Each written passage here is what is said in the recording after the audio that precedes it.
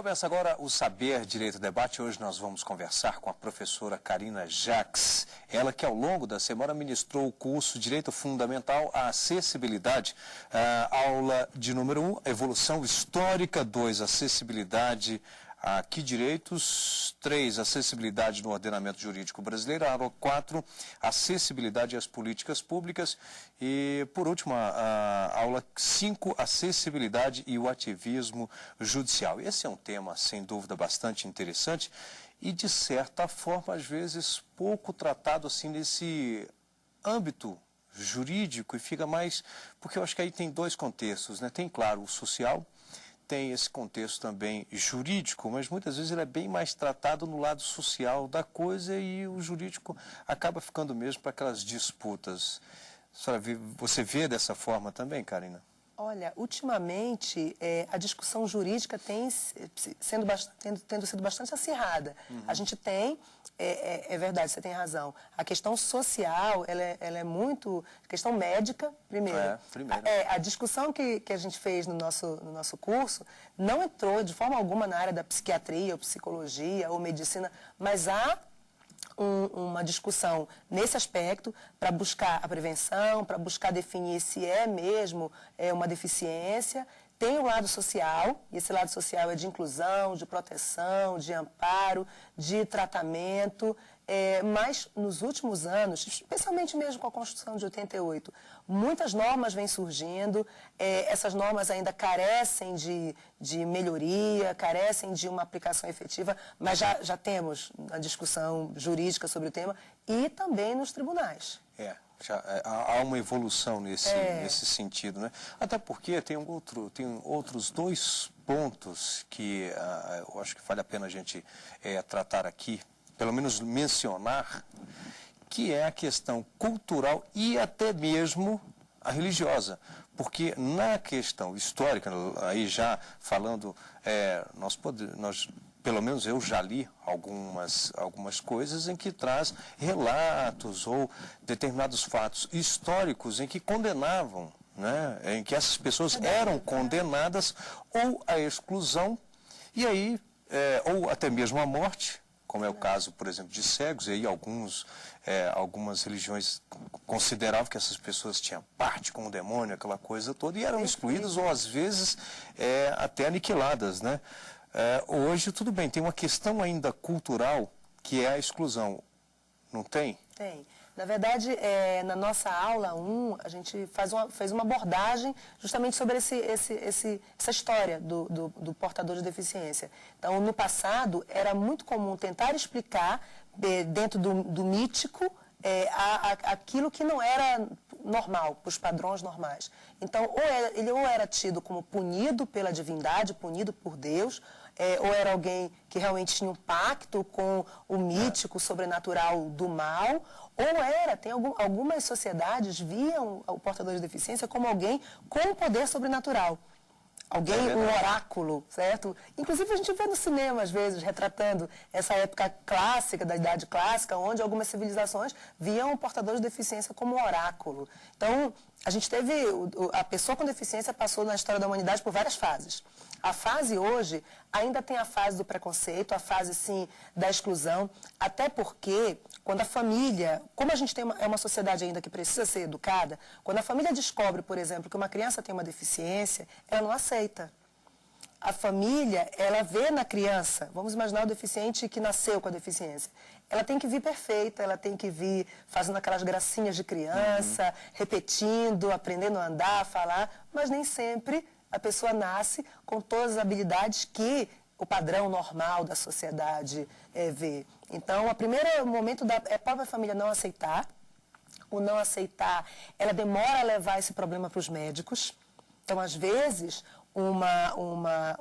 alguma limitação física ou intelectual, ela pode ser melhor desenvolvida quando ela é levada cedo a um tratamento. Mas a família esconde, não por maldade, ela esconde por não aceitar. Falta ainda essa evolução. Então, essa exclusão já começa com a família. Ela esconde, ela não aceita, e quando, às vezes, ela chega ao tratamento, às vezes, alguns obstáculos poderiam ser melhor superados se fossem atendidos no início. Então, cabe ao Estado educar a sociedade, prevenir. Então, teste do pezinho, teste do olhinho. É que no curso eu acabei nem entrando muito nesses detalhes. Por exemplo, hoje tem o protocolo de determinadas doenças, determinados comportamentos, como o comportamento autista. A própria síndrome de Down já foi estabelecido o protocolo médico, ou seja, não existe o protocolo do teste do pezinho. Então, quando a criança nasce, já existe esse protocolo, inclusive no serviço público de saúde. Já é tradicional. Estão sendo incluídos novos exames dentro daquele teste de sangue do pezinho e outros protocolos de outras doenças estão sendo incluídos. Para quando a criança nasça, o atendimento já verifique e se faça uma prevenção e um atendimento quanto mais cedo possível. A possibilidade de um tratamento fica até bem mais fácil. Bem, nós vamos fazer aqui um rápido intervalo, em seguida estaremos de volta com o Saber Direito Debate. Até já. Estamos de volta com o Saber Direito Debate, hoje conversando com a professora Carina Jacques, e aí eu posso dizer, né, a professora mesmo, além, claro, de advogada, especialista em Direito do Estado pela Universidade Federal do Pará, porque a professora Carina, inclusive, né, tem aí o curso de pedagogia, não é isso? Pela Universidade Federal do Pará. Não que os demais professores de direito, que normalmente vêm aqui e conversam com a gente no Saber Direito, não seja professor ou professora, claro que são sim, mas ela tem essa característica de também ser pedagoga. Sou.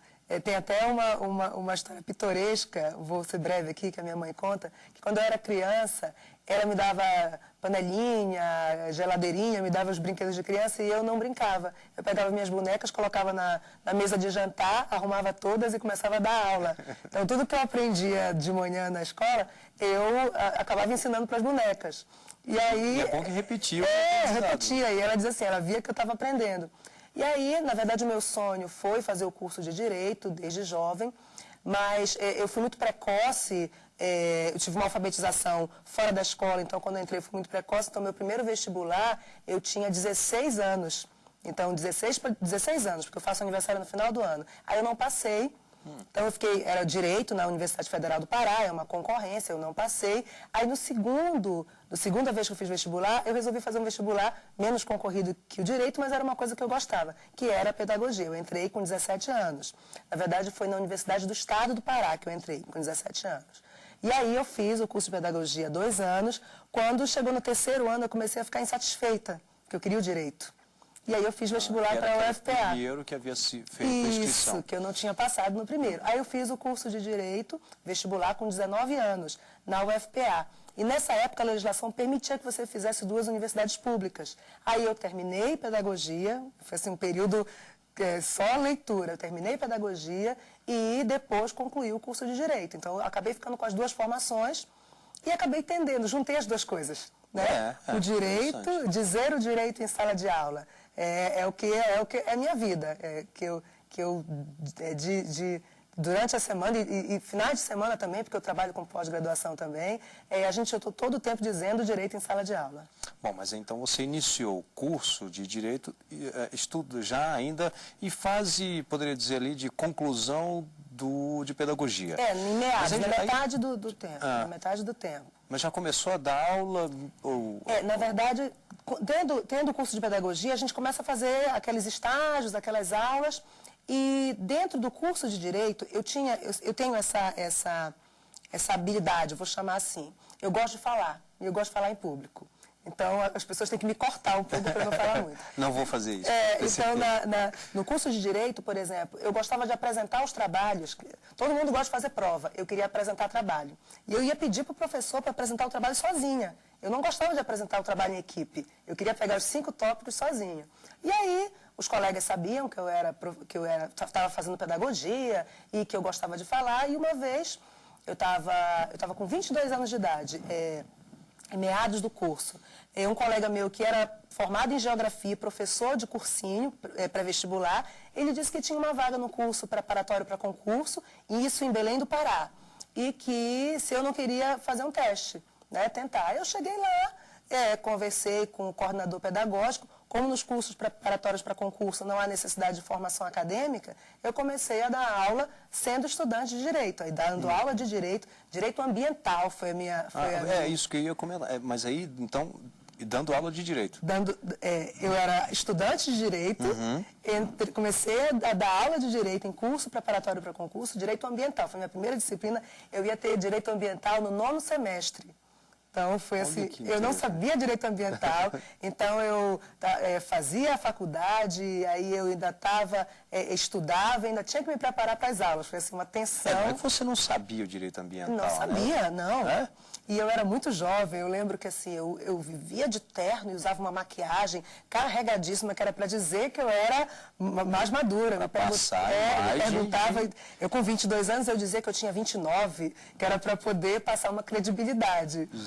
Hoje eu já não preciso mais, nem na idade, nem na experiência, não preciso mais dessa credibilidade, mas foi uma experiência... Esse artifício da maquiagem. Mas foi uma experiência gratificante, eu aprendi. Hoje, por exemplo, eu tenho 13 anos de atividade, contando desde esse período, de atividade de magistério no direito. Porque aí quando terminou então o curso de Direito, você foi advogar ou não? Aí continuou com essa... Terminando o curso de Direito, eu continuei dando aula em cursinhos, mas eu queria entrar no mundo acadêmico. Queria entrar no meio acadêmico, aí logo eu entrei numa pós-graduação em Direito do Estado, na própria UFPA, então de vez em quando eles abrem esses cursos de pós-graduação lá na modalidade de especialização, eles têm o mestrado e o doutorado também na UFPA. E aí eu entrei na especialização, e como eu ainda estava frequentando a Universidade Federal do Pará, eu vi a oportunidade de fazer o concurso para professora substituta na Universidade Federal do Pará. E aí eu fiz o concurso para professora substituta em Direito Internacional Público. Porque era a vaga que tinha, eu queria ser professora da universidade que me formou, eu sou muito grata à universidade que me formou, aos professores. Eu fui aluna do Ofi Cavalcante, que é o presidente da OAB.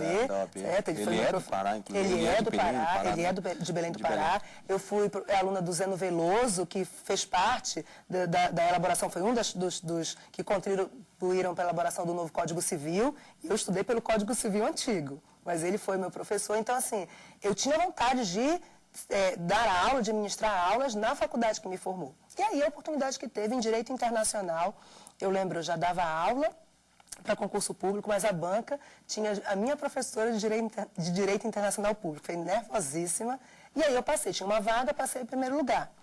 Quando eu passei, logo depois eu recebi convite de universidades particulares, para dar aula em universidade particular. E foi assim que eu entrei no meio acadêmico, concluí a minha pós-graduação lá, e hoje não estou mais na UFPA, mas continuo no meio acadêmico em outras universidades particulares, agora no Rio de Janeiro, porque agora o ano passado eu me mudei para o Rio de Janeiro e trabalho lá. O vínculo que eu tenho ainda com a Universidade do Pará, em Belém, é vínculo de pós-graduação. Esporadicamente eu faço módulos lá. Ok, nós vamos falar daqui um pouquinho dessa mudança para o Rio de Janeiro, depois do intervalo. Até já. Estamos de volta com o Saber Direito Debate, hoje conversando com a professora Carina Jacques, ela que é também especialista em Direito do Estado, e ao longo da semana ministrou o curso na TV Justiça, Direito Fundamental e Acessibilidade. A evolução histórica foi o tema da aula 1, 2, Acessibilidade a que direitos, aula 3, Acessibilidade no ordenamento jurídico brasileiro, 4, Acessibilidade às políticas públicas e a quinta e última aula, Acessibilidade e o ativismo judicial. Bem, eu falei no finalzinho do bloco anterior, a professora Carina já iniciou só... Falando justamente sobre a mudança, então, para o Rio de Janeiro. Bom, então, atualmente, você não mora em Belém, é de Belém, né, no Pará, mas está morando no Rio de Janeiro. Estou morando no Rio de Janeiro. Mantenho alguns vínculos profissionais em Belém, mas agora a minha residência é no Rio de Janeiro. E lá também como professora e advogada? Como professora, mais como professora e advogada. O meu período como advogado foi muito curto. Foi quando eu me formei, logo já era a prova da ordem, fiz a prova da ordem, advoguei, mas acabei, como eu sou apaixonada pela sala de aula, eu nunca dediquei muito tempo para a advocacia. Então, eu tenho poucos processos e no Rio de Janeiro eu praticamente não advogo, só ministro aula. Uhum. Bem, eu tinha comentado justamente acerca desse tema como interessante, até porque de fato mas nós temos aí, no meio jurídico, o que mais lhe chama a atenção, pelo menos talvez aqui no próprio Supremo Tribunal Federal, em termos de ações que envolvem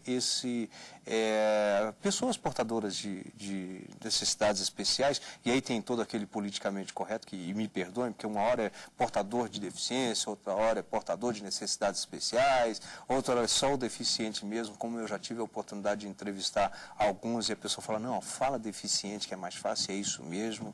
Mas aí tem aquela coisa do politicamente correto. Aliás, atualmente, qual é o correto? Olha, juridicamente, o último termo a ser utilizado é o termo da Convenção Internacional de Proteção da Pessoa com Deficiência. Com deficiência. O último termo utilizado. Então, a partir desse dispositivo, que tem status de emenda, o decreto legislativo que ratificou com status de emenda, o decreto do executivo que regulamentou e os decretos da política pública, agora do Viver Sem Limite, usa pessoa com deficiência. Mas, na verdade, esse troca-troca de conceitos mostra o nosso melindre em tratar com o deficiente. Eu tenho um amigo que é defensor público, que ele é cego. E ele diz, eu não gosto de dizer que eu sou deficiente visual, porque eu digo que eu sou deficiente visual. A pessoa pergunta, que deficiência? Cego. Então, por que não simplificar? Então, assim, é necessário que a gente trate de igual, não usando termos pejorativos. Sim. Mas o que é mais importante não é pessoa portadora de deficiência ou pessoa com deficiência, mas é incluir essa pessoa no direito, entendeu? O importante é isso. Uhum. Bom, e aí com relação aos pontos assim que você considera as ações principais que tem movimentado então o judiciário? Olha, a gente tem algumas frentes relacionadas às ações de portadores de deficiência. Muitas ações onde a pessoa com deficiência é excluída do acesso ao concurso público, entendeu? A Constituição é bem clara no artigo 37, 8º, dizendo da reserva de vagas para concurso público. A 8112, no âmbito federal, já estabelece o percentual de até 20% das vagas. Nós temos um decreto regulamentando, ensinando como vai ser estabelecido essa contagem das vagas, se der um número fracionado, redonda para o número inteiro subsequente. Não tem, já está bem pacificado isso. Mas na prática, às vezes a pessoa com deficiência é excluída no exame pré-admissional porque é deficiente. Como? E o próprio decreto diz que a compatibilidade da deficiência deve ser vista no estágio probatório. Outra, a pessoa não é incluída porque o poder público ali, o órgão onde ela prestou o concurso público, não está ainda aparelhado para atender essa pessoa com deficiência.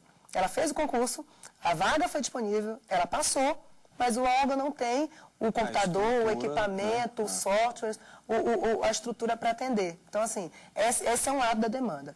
O outro lado da demanda são questionamentos de inconstitucionalidade de leis. Vou usar como exemplo uma ação direta de inconstitucionalidade que foi ajuizada contra a lei do passe livre, que dá a gratuidade do transporte coletivo interestadual, em que a Associação de Empresas de Transporte de Passageiros alega a inconstitucionalidade dessa lei. E aí, a relatoria foi da ministra Carmen Lúcia, a decisão foi da relatora e os ministros acompanharam, não houve unanimidade nesse julgamento, mas acompanharam para entender que essa lei é constitucional, ok? Bom, vamos aqui para as indicações de leitura, Direitos Fundamentais Sociais. É o primeiro livro que eu gostaria que você comentasse. Esse livro, na verdade, eu queria fazer um comentário sobre o tema. O tema Direitos Fundamentais do Portador de Deficiência é um tema que tem pouca literatura jurídica, certo? Então você encontra de forma esparsa. Esse livro ele é interessante porque ele vai trabalhar os direitos fundamentais sociais e os princípios ligados a esses direitos fundamentais sociais. Ele não é direcionado para a pessoa com deficiência, mas muitos autores, aí você tem uma coletânea de artigos de autores renomados no meio acadêmico, eles justamente vão abordar esses princípios e você pode aplicá-los perfeitamente às pessoas com deficiência. Nós temos aqui o outro, Constituição Federal, interpretada pelo STF, e aí tem esse tema dentro dele. Na verdade, essa Constituição eu trouxe mais como uma mostra, uma relíquia para mim. Essa Constituição, na verdade, ela está desatualizada, mas eu trouxe para mostrar para vocês que a gente tem que partir da Constituição, estudo da Constituição, e a Constituição interpretada pela sua Corte Suprema, que é o Supremo Tribunal Federal. Se você der uma folheada nessa Constituição, ela é toda rabiscada, porque eu acho que o estudioso do direito, ele tem que trazer, você faz a leitura dos livros e você devolve essa leitura doutrinária para a Constituição. Então, eu já não uso mais esse exemplar aí, mas ela deve ser a companheira, a Constituição deve ser a companheira do estudante, do professor, do jurista que trabalha o direito constitucional. De Luiz Alberto Davi Araújo e Vidal Serrano Nunes Júnior, curso de Direito Constitucional. O Luiz Alberto, ele é autor de um livro que é o Direito Fundamental da Pessoa Portadora de Deficiência. Então, ele tem um livro específico sobre isso. Esse livro, eu já tive esse livro, mas eu doei para um aluno. A minha edição, se eu não me engano, era do ano de 2006. Eu procurei esse livro, a tiragem foi esgotada e não foi reposta. Então, a gente tem, para mostrar a carência, certo? Da abordagem do direito da pessoa portadora de deficiência. Mas é interessante que esse livro dele, que é aquele curso completo de direito constitucional, que os alunos compram para sua jornada acadêmica em constitucional, ele é um dos raros livros que tem um tópico falando da pessoa com deficiência. Você vê nos outros autores que tem mérito também, mas você não vê uma atenção. Fala-se da ordem social, fala-se da assistência social, mas não se tem não trata com profundidade uma página, desse assunto. Pelo menos, falando. Então, como o Luiz Alberto tem um tema específico sobre isso, ele tem nesse capítulo um tópico falando sobre a pessoa portadora de deficiência. Bom, aqui nós temos um outro, Gilmar Ferreira Mendes, Direitos Fundamentais e Controle de Constitucionalidade, Estudos de Direito Constitucional. Esse livro ele é de edição recente, essa edição é recente, é do ano de 2012. Ele, na verdade, eu acho interessante ele para o tema, inclusive ele na edição de 2012 ainda nem concluí a leitura dele todo, mas ele tem uma abordagem, o ministro faz uma abordagem de como o Supremo analisa a lei de assistência social, a conhecida LOAS, sobre o benefício. A Constituição fala de um benefício mensal de um salário mínimo à pessoa portadora de deficiência e ao idoso que comprove não poder prover seu sustento ou de tê-lo provido pela sua família. Aí a LOAS, a Lei Orgânica da Assistência Social, ela vai estabelecer os critérios para dizer quem é esse que não pode prover o seu sustento. E dentre os critérios é o percentual de 1/4 do salário mínimo per capita, certo? Só que hoje, com as políticas públicas assistenciais, as classes mais baixas estão melhorando economicamente. Então, há uma discussão muito grande nos tribunais superiores e no Supremo sobre se essa lei realmente estabelece critérios suficientes de verificação da miserabilidade da pessoa. Então, esse livro do Gilmar Mendes eu acho interessante para quem pretende fazer um estudo sobre essa abordagem, a assistência financeira pública ao portador de deficiência. É um livro recentíssimo e muito interessante. Bem, eu agradeço a Karina Jacques. Lembro que você pode participar do programa por meio do endereço eletrônico saberdireito@stf.jus.br e o programa também está disponível no canal da TV Justiça na internet, que é o www.youtube.com/saberdireitodebate. Obrigado e até o próximo programa.